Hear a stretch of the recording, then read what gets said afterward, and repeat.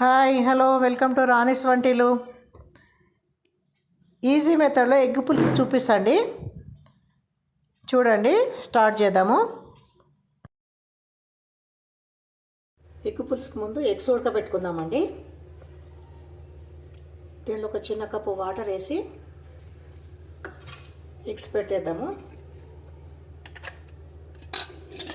నేను ఒక 4 ఎగ్స్ తీసుకున్నా.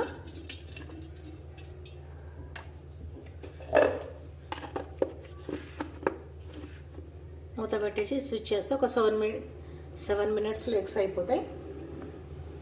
ఈలోగా మిగతా ప్రాసెస్ చేద్దాము.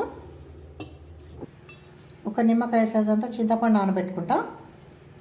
ఒక నిమ్మకాయ సైజ్ అంతా చింతపండు మంచి కడిగి నానబెట్టుకున్నా. దీన్ని గుజ్జు తీసి పెట్టుకోవాలి. ఎగ్ పులుసుకు కావాల్సిన ఐటమ్స్ చూడండి.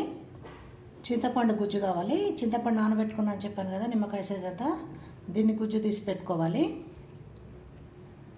తర్వాత పచ్చిమిరపకాయలు అండి, ఒక 6-7 పచ్చిమిరపకాయలు చిన్నవి చీల్చి పెట్టుకున్నా. పెద్ద ఉల్లిగడ్డ సన్నగా ముక్కలు కోసి పెట్టుకున్నా.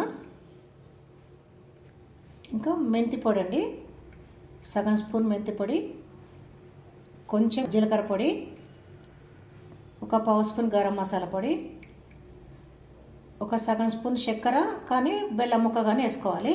పులుసులకు ఎప్పుడైనా బెల్లం కానీ చక్కెర కానీ వేస్తే దాని టేస్ట్ ఇంకా బాగుంటుంది. తర్వాత సరిపడే సాల్ట్, సరిపడే ఆయిల్, తర్వాత పసుపు, కారము, అల్లం వెల్లిగడ్డ పేస్టు, ఇవైతే సరిపోతాయి. చాలా సింపుల్గా చేసేది చూపిస్తున్నా, ఈజీ వేలో. ఎగ్స్ అయినాయండి. బటన్ ఆఫ్ అయిపోయింది కదా, లైట్ ఆఫ్ అయిపోతే ఎగ్స్ అయినట్టే. ఇప్పుడు ఇవి పైన పెంకు తీసి పెడదాము. అయిందండి, పైన పెంకు తీసా. వీటికి చాకుతో చిన్నగా ఘాట్లు పెడదాము.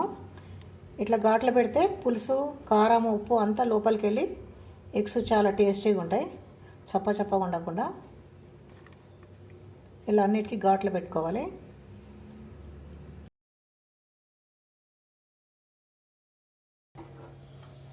స్టవ్ వెలిగించి గిన్నెలో ఆయిల్ పోసి పెట్టానండి. స్టవ్ పైన ఆయిల్ వేడైంది. కొంచెం జీలకర్ర వేసుకుందాము. ఒక చిన్న ఎండుమిరపకాయ వేద్దాము. తర్వాత ఉల్లిగడ్డలు సన్నగా కట్ చేసి పెట్టుకున్నాం కదా, ఆనియన్స్, అవి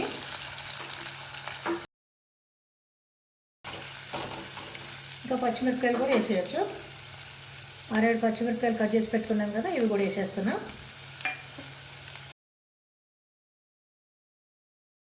ఒక స్పూన్ అల్లం వెల్లుల్లి పేస్ట్ వేసాను. ఇది కూడా వేగాలి. ఇవి వేగుతుంటాయండి. ఇప్పుడే మనం ఎగ్స్ కూడా వేసేయాలి. ఎగ్స్ కూడా వేగుతాయి వాటితో పాటు.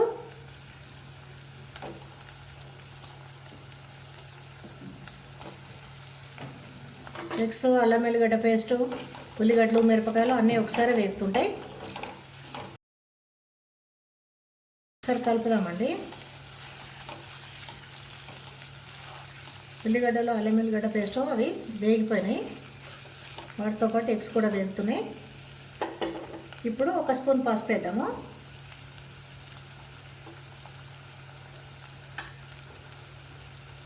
తర్వాత ఒక స్పూన్ కారం వేద్దాము.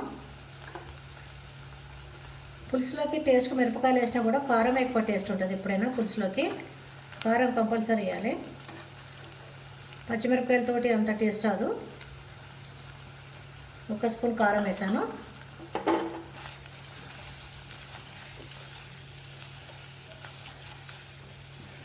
ఈ కారంలో బాగా వేగాలి. ఇప్పుడు కొంచెం వీటికి సరిపడా ఉప్పు కూడా వేద్దాము. కొద్దిగా ఉప్పు వేద్దాము. తర్వాత పులుసుని బట్టి మళ్ళీ వేసుకోవాలి.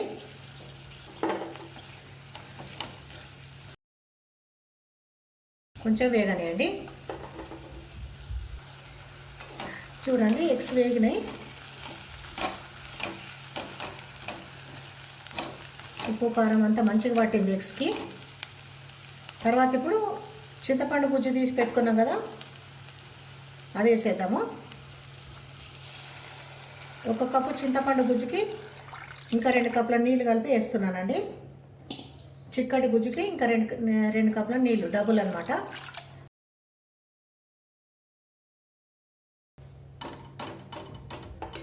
ఇది మరగడం స్టార్ట్ కావాలండి, అప్పుడే కానీ పొడి వేయద్దు. ఇది మరగడం స్టార్ట్ అయ్యాక పొడి వేయద్దు. కొంచెం హై ఫ్లేమ్ పెడదాము, మరగడం స్టార్ట్ అవుతుంది. మరగడం స్టార్ట్ అయిందండి, మీడియం ఫ్లేమ్ చేద్దాము స్టవ్.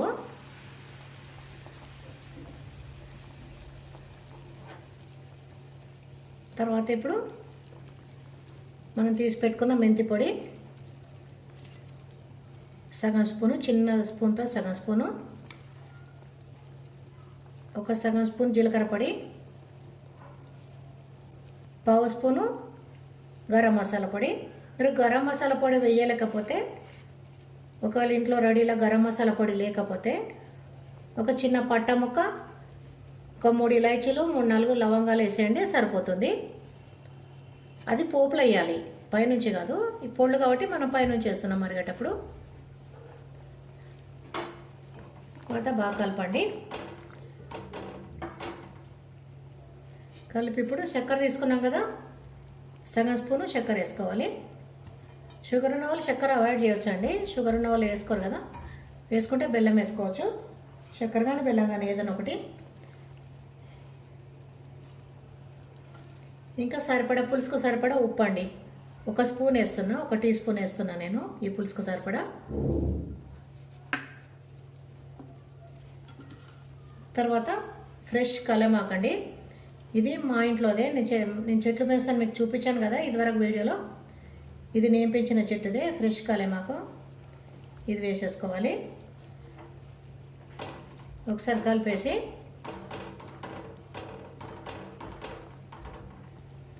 మీడియం ఫ్లేమ్లో ఒక 5 నిమిషాలు మరగనిద్దాము.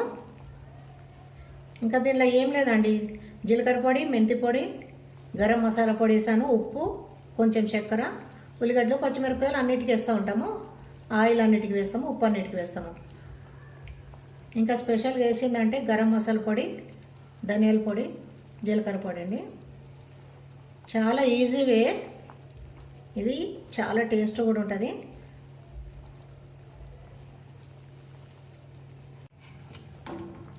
అయిందండి, పులుసు బాగా మరిగిపోయింది. మీకు తెలుస్తుంది చూడండి, 5 మినిట్స్ మరగబెట్టాను. ఈ పైన అంతా ఆయిల్ వస్తుంది చూడండి. ఇలా ఆయిల్ వస్తే మరిగిపోయినట్టు మనం అనుకోవచ్చు. ఎగ్స్ కూడా కలర్ మారి ఎంత బాగా కనిపిస్తున్నాయి చూడండి. వైట్గా కాకుండా మంచి కలర్లో వచ్చినాయి, ఎల్లో ఇసుక వచ్చినాయి.